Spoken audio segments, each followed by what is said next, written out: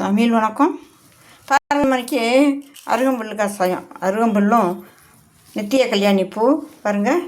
இது நித்திய கல்யாணி பூ கழுவி வச்சுருக்கோம். ஒரே ஒரு ரோஜா பூ இப்படியே போட்டுக்கிட்டோம் பாருங்கள். இது அருகம்புல், கொஞ்சம் அருகம்புல் பாருங்கள். வெள்ளைப்புடா பூ பாருங்கள். இது வெள்ளைப்புடா பூ, வெள்ளைப்புடா கழுவி வச்சுருக்கோம். இது பாருங்கள் மொசுமொசுக்கை இலை, மொசுமொசுக்கை இலை, வெள்ளைப்புடா பூ, நித்திய கல்யாணி பூ, ஒரு ரோஜா பூ, ஒரு அருகம்புல், வெள்ளைப்புடா பூ.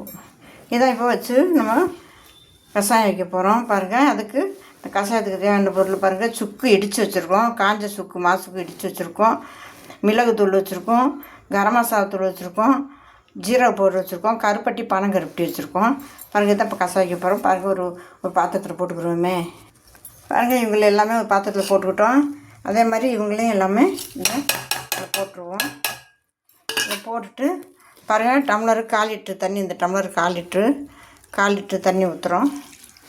இந்த தண்ணியை ஊற்றிடுவோம். 1/4 லிட்டரு தண்ணி. இன்னும் கூட ஒரு 50 மில்லி ஊற்றிடுவோம். 300 தண்ணியாக இருக்கட்டும். ஒரு 300 தண்ணி வற்றி வரும்போது 200 தண்ணி தான் வரும். இப்போ ஸ்டவ்வை பற்ற வச்சு எரிச்சு விட்ருவோம் பாருங்கள். அந்த கஷாயத்தை நல்லா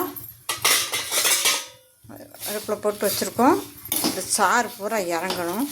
இந்த சாறு எல்லாம் இறங்கினதுக்கப்புறம் தான் நம்ம இறக்கி சாப்பிட முடியும். இருமலுக்கு, சளிக்கு, தலைவலிக்கு எல்லாத்துக்கும் இது கேட்கும்.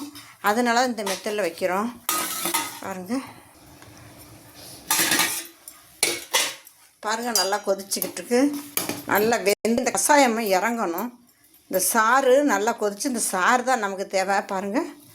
இந்த சாறு தான் தேவை. இந்த பூவோட சாறு, இந்த இலையோட சாறு, இந்த அருகம்புல் சாறு, இந்த சாறு தான் நமக்கு தேவை. கொதிக்கட்டுமே, கொதிச்சு சாறு இறங்கட்டும்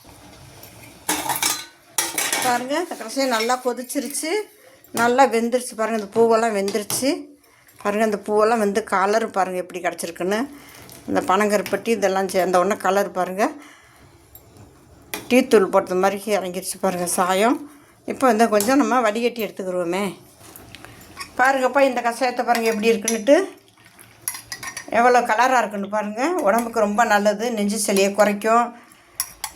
தலைவலி, நெஞ்சு சளி எல்லாமே இது கேட்கும். ஜுரம், கைகால சதி எல்லாத்துக்குமே இது கேட்கும் பாருங்கள். இந்த மூலிகை கஷாயம் ரொம்பவே நல்லது. இந்த பல மூலிகை போட்டு கஷாயம் வச்சுருக்கோம். இது ரொம்பவே நல்லது. இது மாதிரி நீங்கள் செஞ்சு சாப்பிடுங்க.